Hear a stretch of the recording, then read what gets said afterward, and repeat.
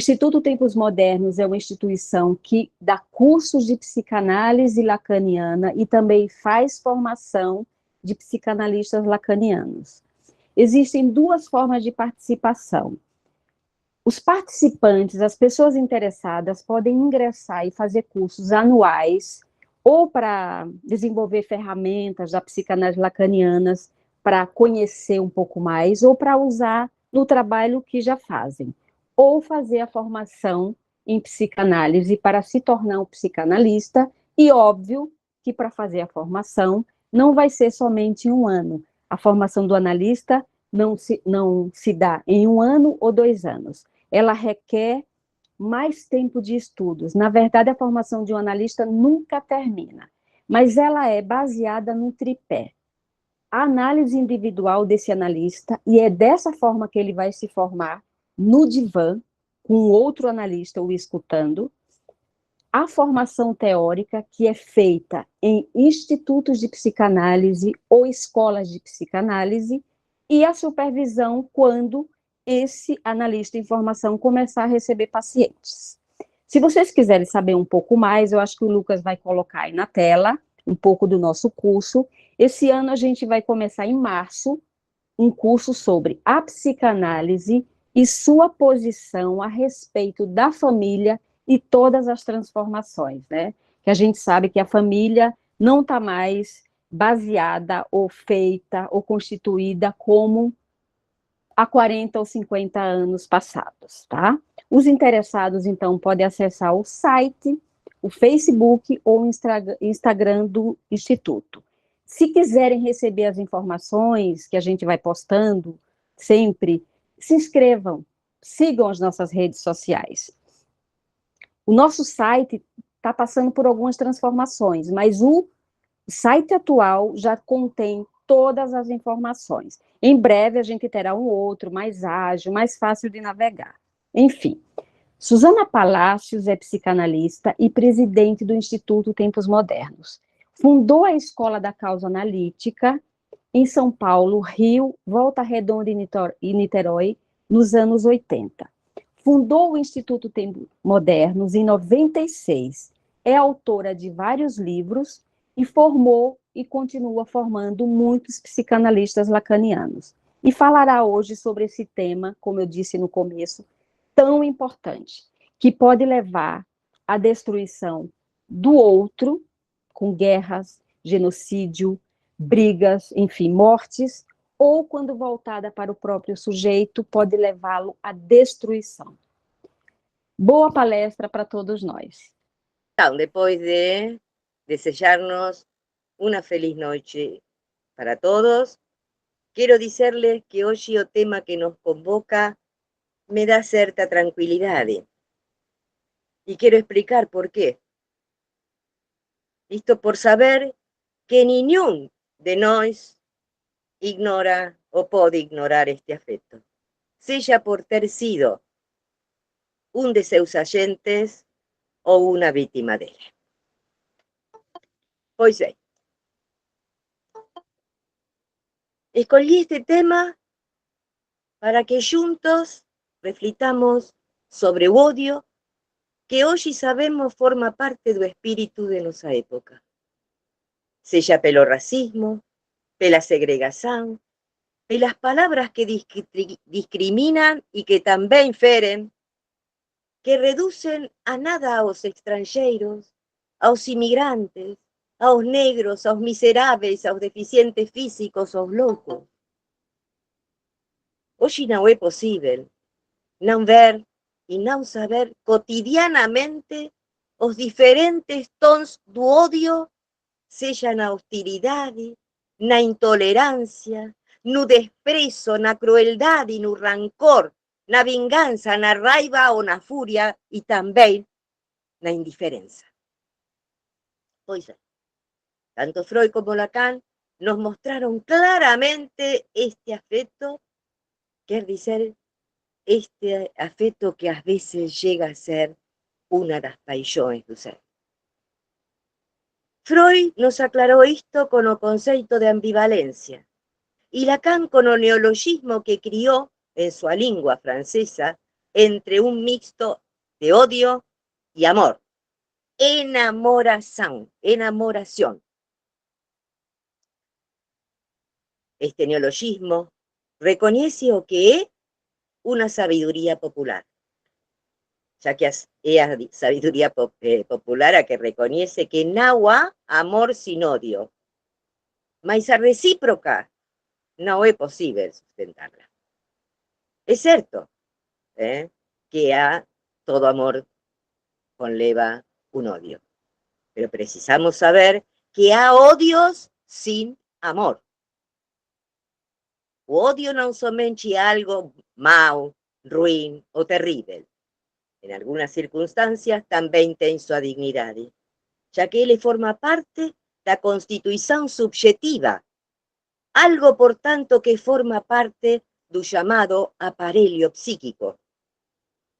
O odio es un afecto primordial, es un afecto originario, es la respuesta que a maioria dos nenéis dão frente aos objetos que são fonte de desprazer para ele ou fonte de dor. O odio es anterior ao amor, por ser justamente o que estaba diciendo, a repulsa primera aos estímulos desagradables do mundo exterior. Y es por esto que o reconocemos como un buen recurso psíquico de autoconservación, sendo o principio do prazer o que determina estos movimientos que instauran o dentro y o fora, o exterior y o interior. Esto quiere decir o que constituye nada más ni nada menos que o eu freudiano, o ich freudiano. Dito así, podemos ver que o odio y o amor no comportan un par antagónico desde origen. O amor será secundario en relación a odio, será su secuela. Si o odio anhela a consistencia do é pela falta que o amor procura o dois. Estas operaciones que producen o aparelho psíquico dependen de un juicio que Freud nomeó juicio de atribución, pelo cual o eu primitivo, ordenado pelo principio do prazer, introyecta o bom y expulsa o ruin de sí. Y es por esto que para o eu, o mal, o alheio y o externo son equivalentes o casi idénticos. Hemos sentado así definida estructura donde se diferencia o dentro y o fora, o que é meu y o que não é meu, o propio, então, do narcisismo primario. No podemos confundir a agresión con o odio. A agresión es una tensión imaginaria en relación a un semelhante, y o odio es una realización simbólica. Son pocos los pensadores o filósofos que permanecieron alheios a estas paixões de alma en la historia de la humanidad, ¿verdad? Es simplemente con abrir a Biblia para encontrar cómo ella nos sitúa a questão do odio, pelo asesinato de Caín de Abel, ¿verdad? Caín mata a Abel por odio. Y sabemos de un gran filósofo Empédocles que sosteve que Deus era más ignorante que os hombres justamente por ignorar o odio. Freud, en un texto de 1923, o eu y o iso, sustituyó a oposición entre pulsión de vida y pulsión de morte pela polaridad de amor-odio, donde este último marca o camino da destruición por ser un descendente da pulsión de morte. Y todo dependerá de las diferentes mixturas o no mixturas entre las pulsiones. 3 años antes, en 1920, en su texto As pulsiones y sus vicisitudes, o As pulsiones y su destino, depende de la traducción, tiene cuando un objeto es fonte de disprazer, a una tendencia o un intento de fuga, Respeito de qué? Respeito do mundo exterior que está producindo isso desagradável, verdade? Sentimos rechazo do objeto odiando. Odio que a posteriori pode convertirse en vontade de agredilo ou até aniquilalo. Vemos así que as paixões e os corpos son inseparáveis, ligados tanto ao bem como para o mal. A ferocidade e os excesos nos espreitan sempre. Fundamentalmente cuando a vulnerabilidade ou o desamparo nos toman, o que levou a Freud a recoñecer en seu texto o malestar na cultura que, e agora quero ser textual, estamos tentados para satisfacer no próximo a agresión. Estamos tentados a explorar nele sua força de trabalho sin resarcila por iso. Estamos tentados a usarlo sexualmente sin seu consentimento, a desposuílo de seu patrimonio, a humillarlo, a infringirle dores, a martirizarlo y a asesinarlo. Bom, isto é o que vemos a diario, verdade? Vemos que aumentan, en nosa época, aumentan os desgarrados, os desarraigados, os desabonados do inconsciente, onde o outro social ou o parental ten encarnado o abono de suas funções, o que non son, o non somente desorienta o desexo, arrasa con a posibilidade de humanizarse. O século XX nos mostrou a capacidade depredatoria inclusive da ciencia, seja na planificação científica da chamada eufemísticamente solução final, chamada así pelos nazistas, como num bombardeo atómico de Hiroshima ou Nagasaki, também feito por norteamericanos, isto de quemar con napalm aos vietnamitas na guerra de Vietnam. Auschwitz, por isto é o nome da vontade de exterminio, de una consumación calculada do odio, de una burocracia ao servizo da destruição da vida, de un mal planificado y sustentado por algunos científicos, que sustentaron a supremacía de una raza ariana escogida por tela reconocido genéticamente superior por una concepción racista y eugenésica da población. Raza escogida para gerar una nueva civilización frente a lo que suponían realmente una degeneración da especie humana. O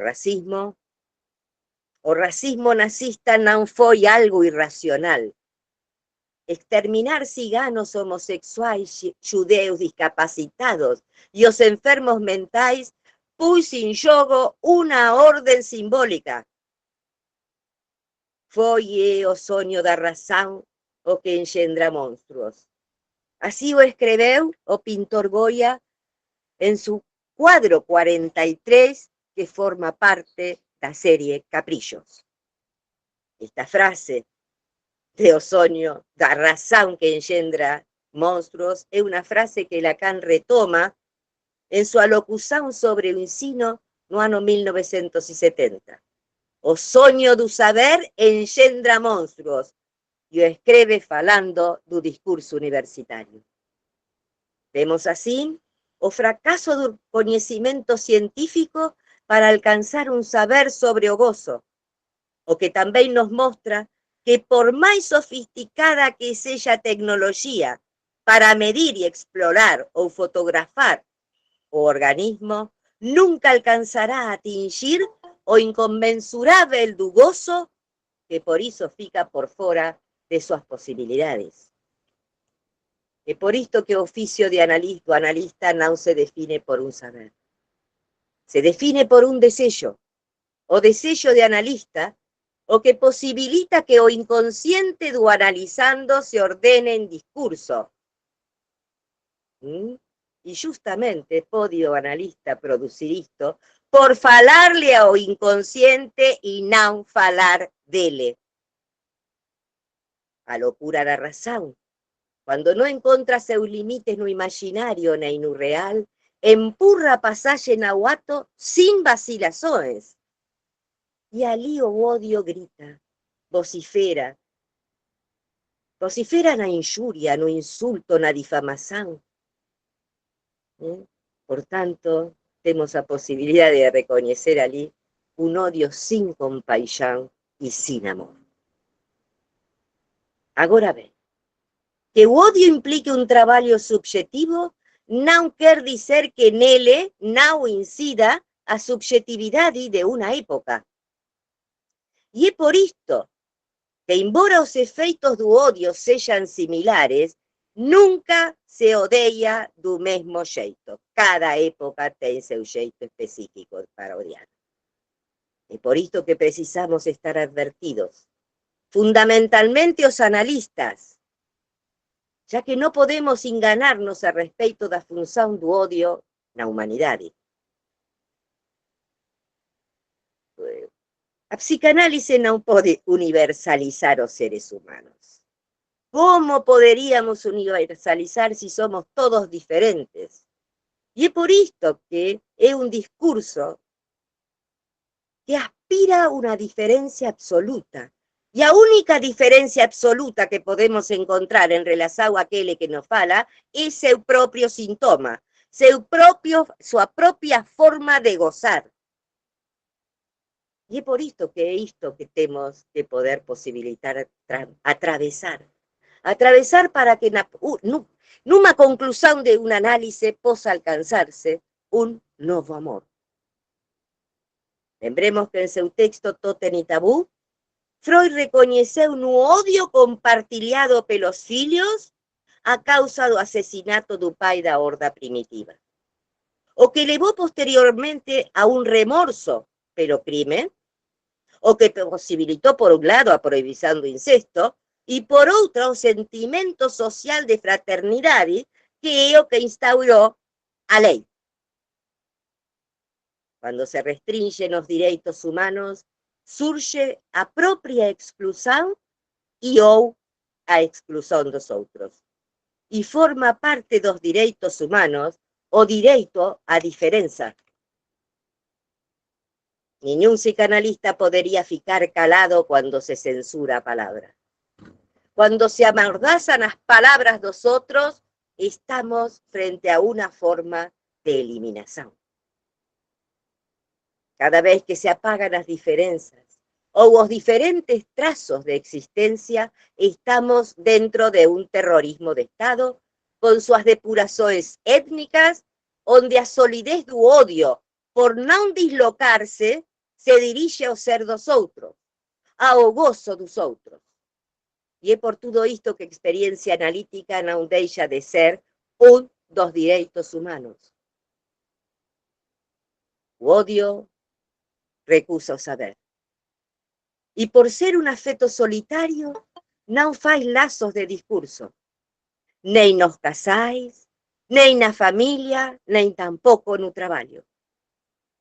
Podemos afirmar que a produção do inconsciente, portanto a existência dele, é o maior antídoto contra a desumanização e contra o ódio. E isto por quê? Porque é a única oportunidade para que o amor de transferência, permita ao gozo condescender ao desejo.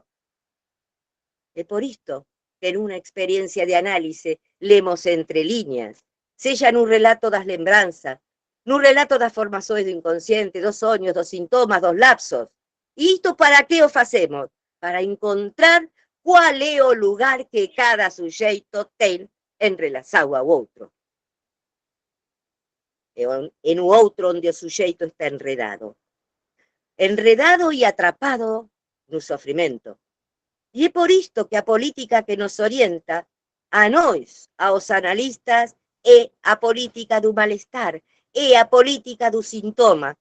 E para poder realizar esta política, nossa bússola é o único afecto que no engana, que es angustia. No estoy diciendo ansiedad, digo angustia.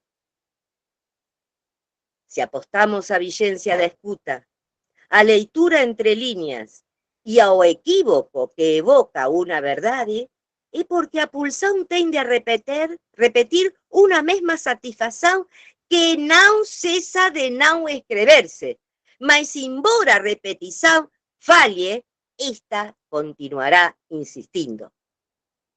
Falei do outro. O outro da linguaxe, o outro da estructura, o lugar onde se sitúa a cadeia significante que rige tudo o que o sujeito pode facer. O outro é o campo do ser vivente onde o sujeito numa experiencia de análise tem que aparecer. O sujeito tem un corpo que fica embrolhado en que? Gente, na gramática das pulsões. E isto cuando non operan os limites, os diques e as prohibições. E é por isto que abrir o simbólico pero por nosas interpretações espalha o campo do inconsciente producindo novos empalmes, novas suturas e con ela producimos non outra coisa máis que a unidade imaginaria, dándole ao corpo una unidade e deixando este de ser o estar despedazado. Só así o corpo perde peso e pode deixar de confundirse con o organismo. E é tamén por isto que nosa práctica se ocupa do corpo simbólico, sendo pela falta que a linguaxe encobra vida e conmove o real do gozo. Quero reafirmar que non somente operamos a través da escuta do xogo significante, mas fundamentalmente da leitura do desexo que insiste.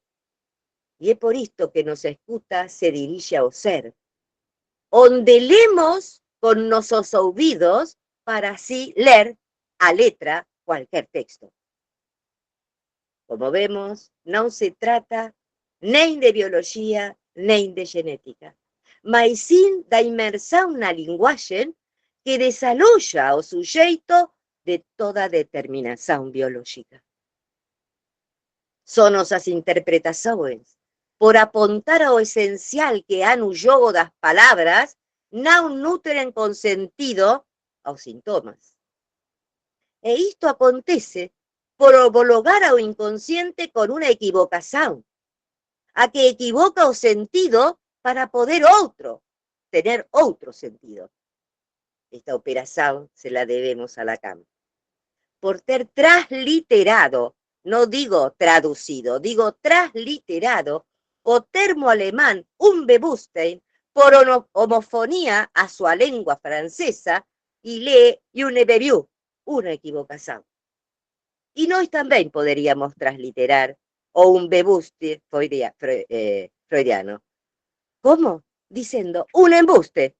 Y esto sería una transliteración tanto en la lengua portuguesa como en la lengua castellana. Es por esto que les estoy diciendo que nos aposta como psicanalistas que o que foi feito con palabras sella y debe ser desfeito por elas. Só así as palabras pueden tocar un real. Sin comprender, sin pornos no lugar dos outros, necesitamos pôr en jogo o imposible, o real que é o que non há. E este real é o que Lacan tamén cría un neologismo, e en lugar de falar de traumatismos, vai falar de traumatismo, buraco e trauma, o trauma pelo buraco. Escutamos por veces, e incluso de analistas, que a palabra é o medio de pacificación e armonía entre os humanos. Que un conflito é porque neles falta o diálogo. Bom, este dizer supõe que a gente falando se entende. E nós necesitamos renunciar a esa crença que acredita que falar implica por sí una queda da violencia por ser esta inhumana. Mas nós no somos seres pacíficos. Y no somos pacíficos porque falamos. Y si fuese así, ¿por qué existirían los mandamentos de no matar, de no robar, de no codiciar los bienes alheios? Como vemos, la creencia de que somos pacíficos es una creencia inacreditable, ya que va contra todas las evidencias. Imaginarizar u odio no nos sirve para dirigir una cura analítica. Es más una ilusión que se basea en una desmentida perversa, que sabe, mas continúa actuando como si no soubese. En nuestra época, y pela queda dos parámetros simbólicos, o ser se destruye desde el cuerpo biológico por contar con un paradigma biopolítico que no sabe distinguir o ser du cuerpo. Y es frente a este equívoco, frente a esa ilusión, que a psicanálisis es una respuesta subversiva. Es cierto que a linguaje tiene una función conciliadora, mas es cierto también que ella implica una violencia primera, donde el sufrimiento es el efecto que o significante produce no cuerpo. A linguaje no es una panacea, ni la palabra es salvadora. La palabra, como llegó a decir y situar Lacan, no seminario 23 o síntoma, puede ser un cáncer que afecta al ser humano. Es por esto que precisamos saber que el odio no provee da vida. Embora a veces o odio tende a conservar a vida, ¿verdad? O eu pode matar para no morrer. Mas también puede eliminar los obstáculos para alcanzar sí o sí sus metas. Comencé diciéndoles anterioridad estructural y lógica do odio en relación ao amor. Ali o odio está ligado a expulsión, a autosum freudiana, a que constituye o no eu desde o eu prazer. Y es así que se recortan los enemigos, a quien se puede maltratar, abolir y até eliminar. O próximo no é o semelhante. O próximo é aquele a quien alguien se liga, no sin ambivalencia, a quien puede querer reconocer o no. Todos sabemos que a violencia fascina. A violencia es lo que aparece en las primeras páginas del jornal y lo que falan primeramente los jornalistas. Y a violencia fascina porque llega a o más íntimo e ignorado do fantasma de cada uno. É isto pela relación que cada uno tiene con la pulsión de morte. O sea, nada que tenga a ver con un instinto o con algo natural. No hay instinto, no hay nada natural na inhumanidade humana. Reconocí desde el comienzo de mi texto que el odio quebra los lazos sociales. Mas también necesitamos reconocer que también puede producir fortes vínculos, fortísimos con nosotros y contra fundamentalmente nosotros.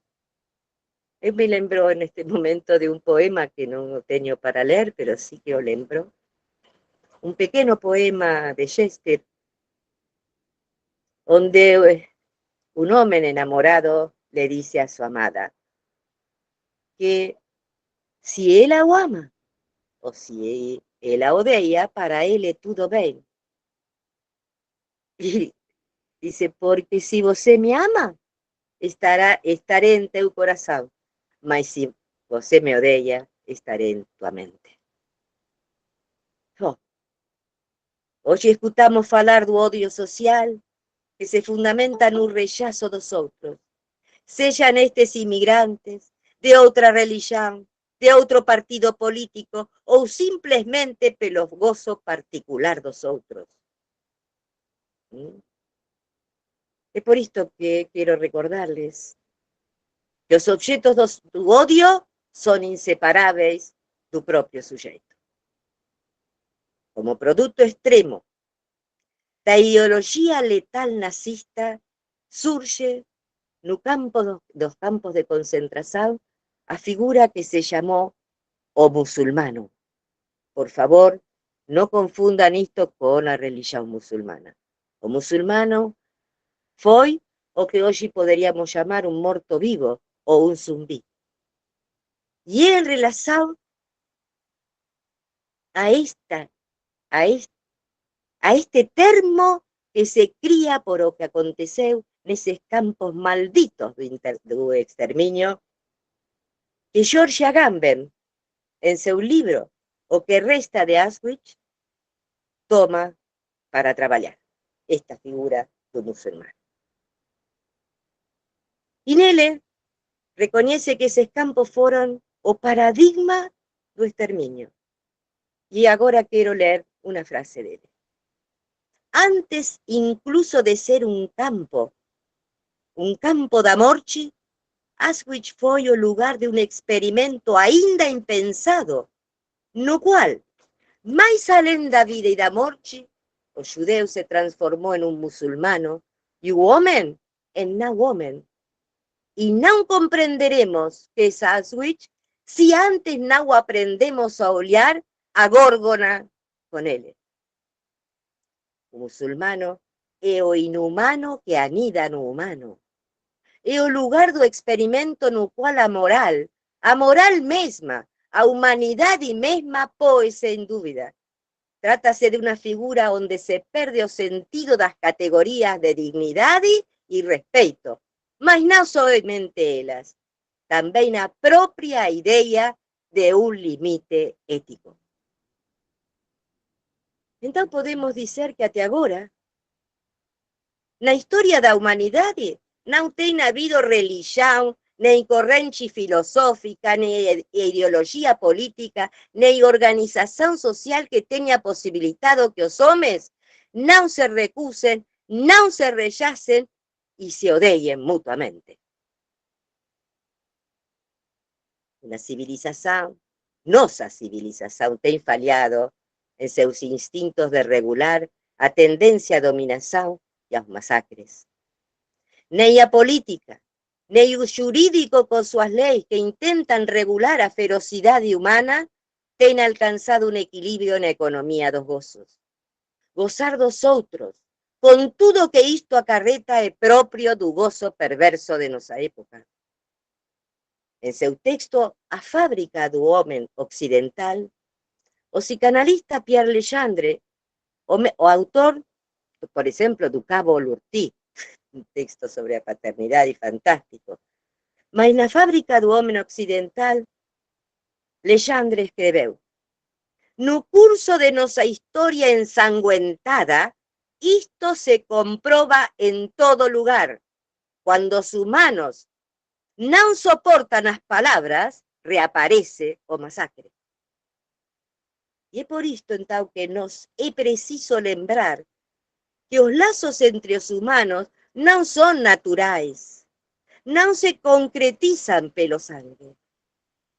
Os laços são criados pela linguagem em forma de um discurso, o que ordena os diferentes modos de gozar, os diferentes modos de relacionar-se, a distância do desejo, do amor e do ódio dos falantes. Embora não seja este o momento para falar disto, sabemos que temos passado desencantos e decepções. Que hoje a inconsistência e a fluidez dos ideais instituídos em séculos anteriores não causam como causavam a nossos antepassados. O supereu não somente opera em sua forma de proibição, não. O supereu também uma instância que empurra o gozo, constituindo-se como mandato, como ordem, como imperativo de gozo, o que põe em funcionamento uma maquinaria pulsional compulsiva que eleva a autoerótico, a valorização somente da imagem e que exige gozar cada vez mais. sella con un carro impactante, sella con una casa envidiable, sella con ropas de grife, sella con tatuajes que sustituyen o que la identificación falló, o que escriben no corpo o que en otro lugar se esqueceu, verdad? Sempre é possível um gole mais. Sempre outra saideira. Sempre é possível uma cheirada a mais de cocaína ou de crack. Sempre é possível uma tracona a mais ou um vômito a mais. Esta época de desorientados, de perdidos, época caracterizada por Lacan como a época da criança generalizada, nos empurra a ter gozos sin pausas. Por isto a inmediatez e aceleração. Mas temos que entender que as pausas son sempre as pausas das coisas do amor. E justamente é isto que o capitalismo ignora e do qual nada quer saber. É por isto que se nos impõe sacrificar e reducirnos a ser consumidores. O amor não é valorado nos mercados. Os psicanalistas só contamos con o consentimento subjetivo de cada un para posibilitar o marco do dispositivo analítico, dispositivo freudiano, onde cada un pode facer a experiencia única de recoñecer e aceitar o que non há. Porque cuando non se aceita o que non há, existe para cada un somente o que debe ou o que ten que facer. Nós non ofertamos unha vida infinita. Tampouco abolición dos imposibles. Tampouco a felicidade plena. Como poderíamos? Seríamos unos canallas se fixésemos isto. Mas si ofertamos o gaño de felicidade na vida por vivela por fora da miseria neurótica, perversa ou psicótica. Somos humanos e por iso falantes. Somos suxeitos atravesados pela lingua e por iso somos parletes, outro neologismo que Lacan cría para situar falacer ou falaceres. Só giramos en torno do corpo, do discurso e do lazo social. E é ali onde ten lugar a sublimación, a que constitúe o antípodo do odio e da perversão. Nós sabemos, e é o que transmitimos, que os sintomas están estrictamente ligados á lei paterna, ou seja, a función do nome do pai, verdade? Mas esta resgata o filho, sí, da voracidade do gozo materno, mas non por iso libera nem da neurosis, nem dos sintomas, ni tampouco de algunas dosis de perversão. Mas sabemos que onde o pai non exerceu sua función, o santón pode reparar, ou suturar o erro no lugar certo, o que le posibilitará ao suxeito, por súa destituición subjetiva, abandonar o sofrimento dos sintomas por conquistar outros gozos non devastadores. E aquí entendo que é por isto que Lacan va a Joyce, ao escritor Joyce, para falar do santón, verdade? Quando se apropia en tal experiencia de análise, sabemos que onde o pai fallou, o santón pode advir. É isto que faz cair os oráculos dos deuses e a procura de pais ideais. Sexa onde for, na religión, na política, no condominio, onde for. Então, qual é a política que a psicanálise nos propõe? Eu já a disse, a política do sintoma. E por que nos propõe a política do sintoma? Porque o inconsciente é a política. Onde o ben dizer nos orienta. Nós temos que saber que os psicanalistas non somos cartesianos. Non operamos con o tempo lineal, o tempo cronolóxico, mas sí con o tempo atemporal do inconsciente. E tampouco operamos con o espazo euclidiano da geometría, mas sí con o espazo topolóxico que é moebiano. É por isto que uma experiência de análise é a possibilidade de um espaço, em um tempo ou outro, que aloja a palavra daquele que nos fala nesse dispositivo criado por Freud. Dispositivo que se sustenta na transferência e na regra fundamental da associação livre, onde escutamos o que cada um nos dice, sem restrições morais e sem pretensão de coerência.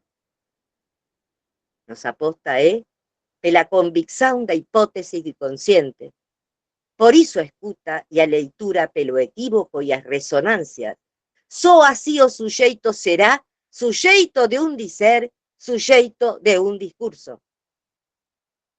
Todos nós sentimos, todos nós sofremos os excessos do mal viver no Ocidente. No Ocidente o corpo se acredita que é o real.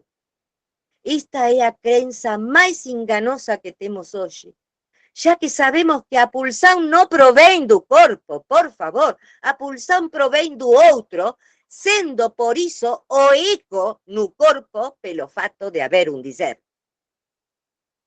Lembremos que a erradicação do natural é propriamente humano. É na crença de um corpo real onde a medicalização do Ocidente se apoia, acreditando por isso que a subjetividade provém desse real, o que realmente justifica todos os horrores. O real não é o corpo. O corpo é uma consistência imaginária quando a tem. O real é a vida, em relação ao qual a biologia nada tem a dizer, sendo simbólico que põe em jogo a morte por implicar ele uma falta, uma ausência. Bom, a ideia do indivíduo como entidade corporal é a ideia que prima en nossa época. O indivíduo é o un que está antes da familia, que está antes do clã e que está antes da tribo. Antes, como a genialidade de Shakespeare nos mostró, se contaba como un aos Capuleto e se contaba como un aos Montesco. Hoxe, pelo delirio de facer real ao corpo, se confunde isto, por favor. A ver si les posso transmitir isto, porque isto é fundamental. Hoxe se confunde o interior do organismo con o máis íntimo de cada un. ¡Qué locura! E é así que se llega ao preconceito sustancialista, que hoxe afirma que para haber sujeito tem que primeiramente haber un corpo. Por favor, outra locura. Algo que non é así, e nós sabemos que non é así, o temos que dizer. Primeiramente está o significante, o outro, con mayúscula, logo o suxeito, o obxeto A, e por último, o corpo como consecuencia. Esa crenza tamén acredita que o outro é o social ou o cultural. Pois ben, a psicanálise é unha experiencia antibiolóxica. E antibiolóxica porque recoñecemos que se trata do encontro particular de cada un con a linguaxe e o discurso. Isto é traumatismo. Nela non se trata nem de instintos, nem de necesidades naturais. Trátase de habitar a linguaxe. O discurso nos quais o tempo é circular e o espacio topolóxico, onde as necesidades foron sustituídas, pervertidas, destituídas, sustituídas pelas demandas que justamente nos retornan alienadas ao sujeito desde o outro. E é por tudo isto que noso campo clínico requer soluções que se contrapoñan ao que produz o sofrimento en nosa época. O que se produz tanto no plano social como no cultural, pela práctica do discurso psicanalítico, que pomos en xogo psicanalistas en nosa clínica e en nosa práctica. Entón, e para terminar, o corpo non é unha máquina orgánica. O corpo posúe unha historia. E esa historia do corpo ao que hoxe se rechaza, que non quer saber. ao que renega nuestra civilización occidental.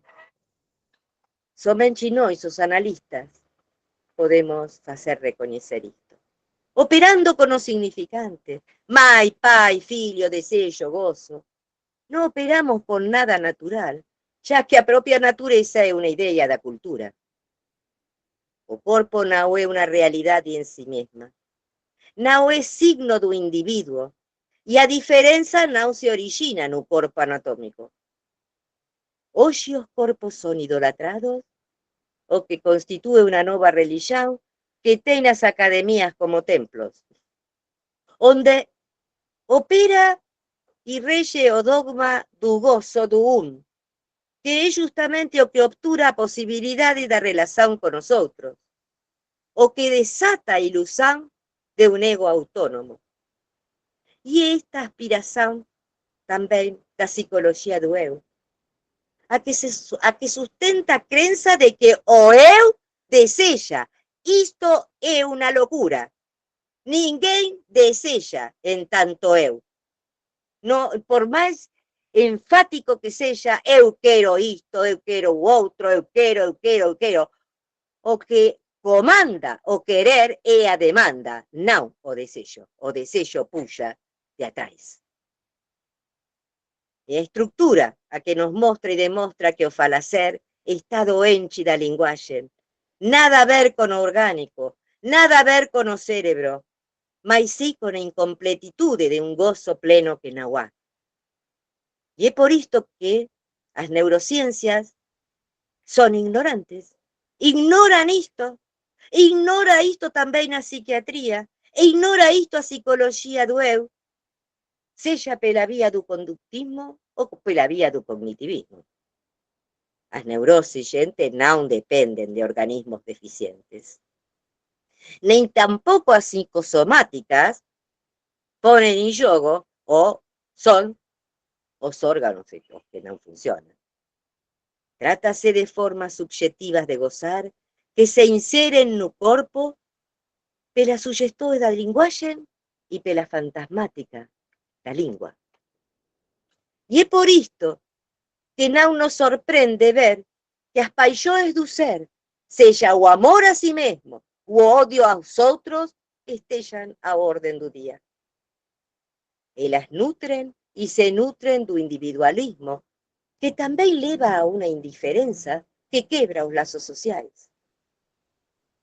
Y no nos sorprendemos, porque son os sismos do cientificismo y do neuroliberalismo que han producido problema mayor de nuestra época, por ter feito de cada un proletario do discurso, dejando a cada uno impotente por sin recursos para producir lazos comunitarios, de asociaciones o de familia.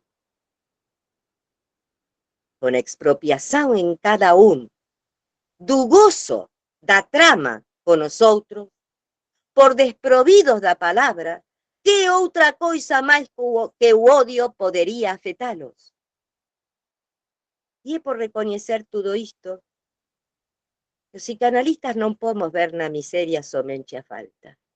Necesitamos ver o exceso, onde os sujeitos están despojados dos recursos simbólicos y somente fican a sós frente a pulsão de morte. Y esta clareza o a claridade que de nós se espera. Y se espera esta clareza o esta claridade para ir a función de analistas. A clareza necesaria para no acreditar no que nos exige o mercado y o que hoy podemos reconocer que es hoy o divino mercado que se nos impone. Muito obrigada.